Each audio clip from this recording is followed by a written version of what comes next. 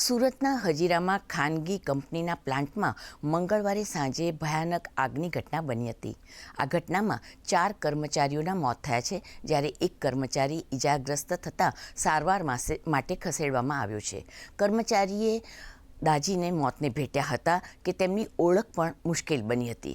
આ બનાવની જાણ થતાં નોટિફાઈડ એરિયાની ફાયરની ટીમ પણ ઘટના સ્થળે પહોંચી હતી. આ પ્લાન્ટમાં આગનું કારણ શોધવા માટે વધુ તપાસ શરૂ કરવામાં આવી છે.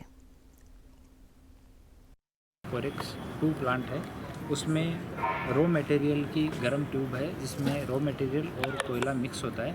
वो ट्यूब फट गई तो पास में लिफ्ट में 4 लोग मौजूद थे और अभी डेड बॉडीज़ हैं, उनको सिविल हॉस्पिटल के पीएम रूम में रखा गया है और फॉरेंसिक पीएम के लिए रिक्वेस्ट किया गया है और डीएनए लेके और बाद में इनकी पहचान की पुष्टि हो सकेगी.